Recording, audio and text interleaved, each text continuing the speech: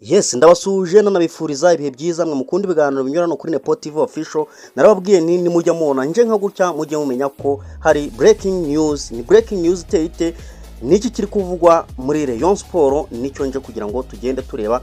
Ese umuzamu Kwizera Olivier araza gusohoka muri equipe, nibyo nje kugira ngo tugende tureba. Ese Rayon Sport nyuma yo kunganya na Gorilla Football Club igitego kimwe kuri kimwe umukino wa shampiyona bakinaga niki kigiye gukurikiraho. Ese Rayon Sport uwitwa Murenzi Abdara niki gitaraganya ahise akora mu buryo butunguranye, nibyo ngiye kugira ngo tugende tureba. Murenzi Abdara tayari amaze kugenda akora akantu muri iyi equipe ya Rayon Sport bitegura umukino bazakina n'ikipe ya APR Football Club kuri finale ya Peace Cup. Ibi nibyo ngiye kugira ngo tugende turebera hamwe.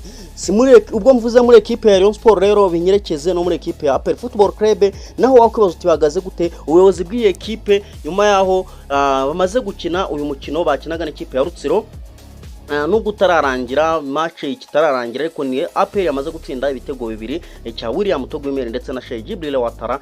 Ibyi match ndaje tugenda nabyo tuvugaho gatoya, ariko icyo wamenye nuko iyi equipe ubuyobozi bwayo bukomeje gukora akazi gakomeye cyane ko kugenda bareba ukuntu bakongerera amasezerano bamwe mu basore bari kugenda basoza. Ibya Jibril Watara bihagaze gute? Ese bya Byiringiro Jean Gilbert Kagege ibi ngibi byo bihagaze gute? Ibi nabyo ndaje ngende mbikubwira muri iki kiganiro. Icyo ngusaba gutega amatwi iki kiganiro kugenda tukagera ku musozo. Ubwo rero natinze kambahe ikaze neza cyane, nze tugende turebe ikomeye kuvugwa muri ama equipe mukunda muri benshi Nepo TV official.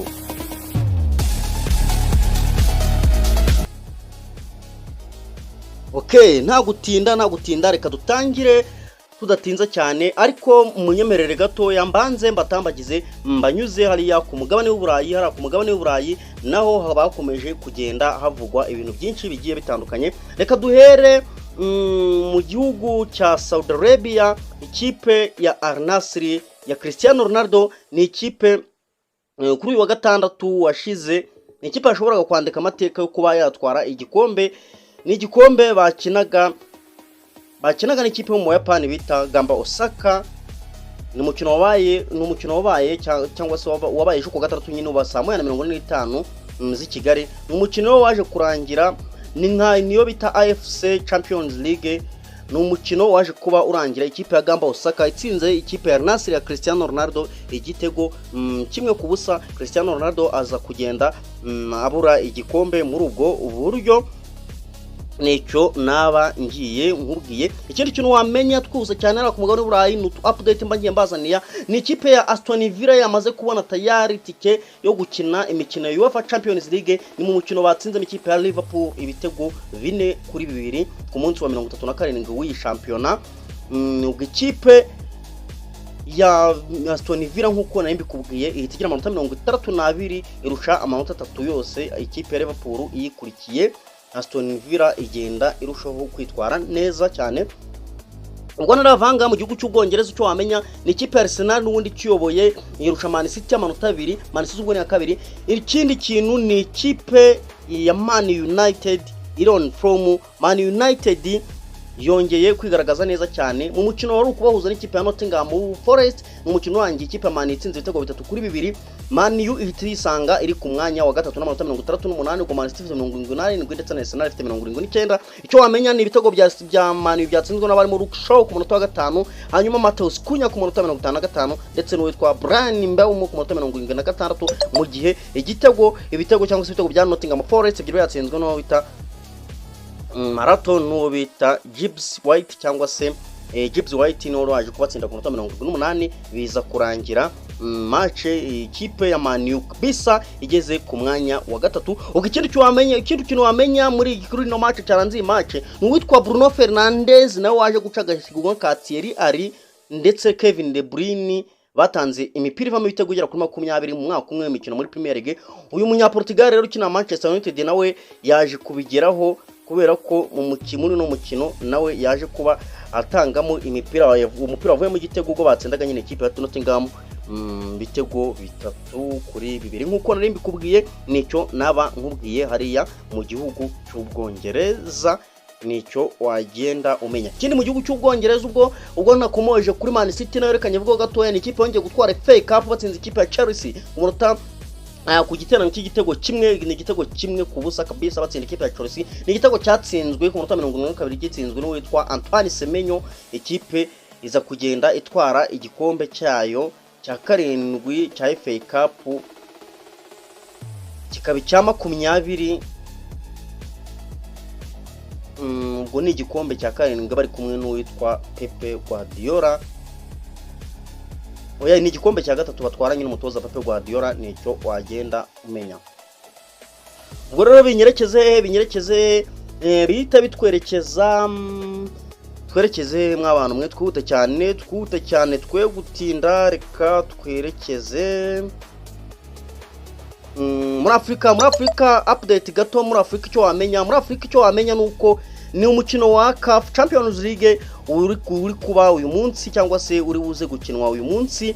Icyo wamenya nuko ni ikipe ya Mamelodi Sundowns ziraba yakiriye ikipe ya AS FAR Rabat. Hanyuma muri CAF Confederation Cup nuko ikipe ya USM Alger yo yaje kugenda itsinda neza cyane yegukana iki gikombe cya CAF Champions League.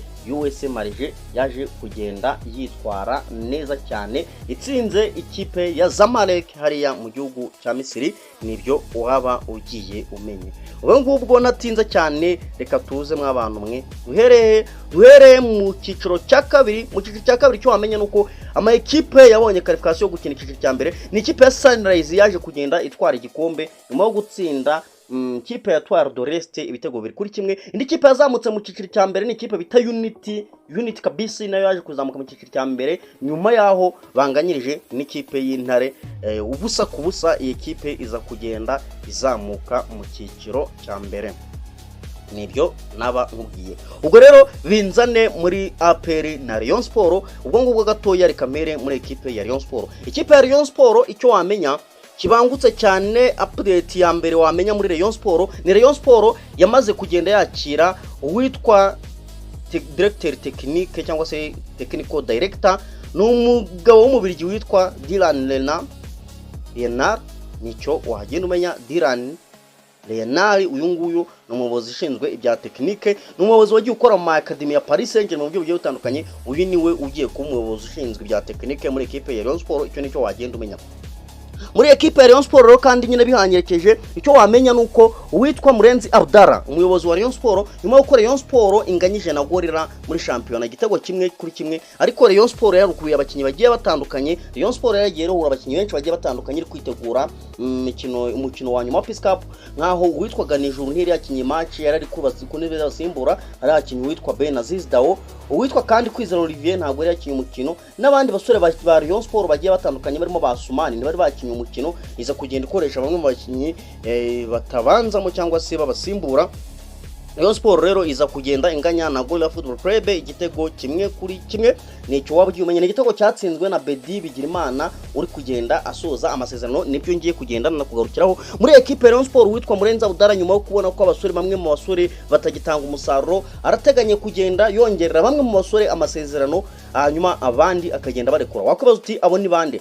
Bamwe mu basore uyu mugabo atangiye kugenda areba ukuntu yakongerera amasezerano, cyane ubwo bakomeje kuganira kandi ibiganiro bigeze heza. Uwitwa Ishimwe Ganijuru ngo abe yakongera amasezerano kuri 3, ubona ko ni umusore ufite forme. Undi musore ni uwitwa Shimimana Kabange ukina kuri 2. Uyu nguyu nawe agomba kugenda ngo yongera amasezerano. Ndetse abandi basore b'abanyarwanda nabo bafite icyo bayimariye ni uwitwa Emery Bayisenge. Uyu nguyu nawe ngo ashobora kongerwa amasezerano. Hanyuma mu basore b'abanyamahanga uteganya kongerwa amasezerano vuba ni uwitwa Richard Ndayishimiye mu basoje amasezerano. Nibyo birimo kuvugwa muri ekipe ya Rayon Sport. Ubwo ikindi muri ekipe ya Rayon Sport ni ikipe bivuga ko witwa Kwizera Olivier. Uyu nguyu ashobora gusohoka akerekeza hanze. Biravuga ko ashobora kwerekeza mu gihugu cya Libya mu ikipe itaramenyekana. Ubwo ni umusore Kwizera Olivier ugomba gusohoka muri ekipe ya Rayon Sport. Bivuze ko Rayon Sport nayo igomba gushaka umuzamu isoko ry'umuzamu Rayon Sport. Ubwo nabo bakomeje kugenda bashaka umuzamu uzasimbura Kwizera Olivier igihe azaba asohotse muri iyi ekipe. Nicyo naba nkubwiye kabisa. Ubwo benyerekeze muri ekipe ya APR Football Club. Muri APR Football Club igikomeje kuvugwa niki muri APR Football Club. Ariko mbere yuko merekeza wenda gato reka ngwe izindi update nuko abasubamwe mu basore bakina hano muri shampiyona y'u Rwanda bifuza gusohoka bakaba bajya gukina hanze. Abo basore barimo bagomba gusohoka, haravugwa uwitwa Byiringiro Lage, uyu nguyu agomba gusohoka ngo akaba nawe yagenda yerekeza hanze mu gihugu cya Libya, afite offre nziza ngo umwerekeza mu gihugu cya Libya. Undi musore uvugwa ni abasore bashobora kwerekeza mu gihugu cya Tunisia. Abo ni bande niwe ngiye kugenda nkubwira, n'uwitwa Ruboneka Jean Bosco ndetse na kapiteni wa APR Claude niyo mugabo, kuko abangaba basoje amasezerano. Abangaba ngo bagomba kugenda basohoka muri iyi ekipe nta gihindutse nicyo waba ugiye umenye. Ubwo muri ekipe ya APR Football Club kandi ni deal yuwe bita Nigena Clement yamaze kugenda izamba. Uyu Nigena Clement rero nawe ngo nta gihindutse n'ubundi ngo ntari buze kongera amasezerano muri ekipe, ahubwo amahirwe menshi umusore Nigena Clement uyu nguyu nawe ngo ashobora kuba yasohoka akava ahangaha akaba yakwerekeza hariya mu bihugu by'Abarabu muri Algeria. Icyo nicyo gikomeje kugenda kivugwa kuri uyu wita Nigena Clement.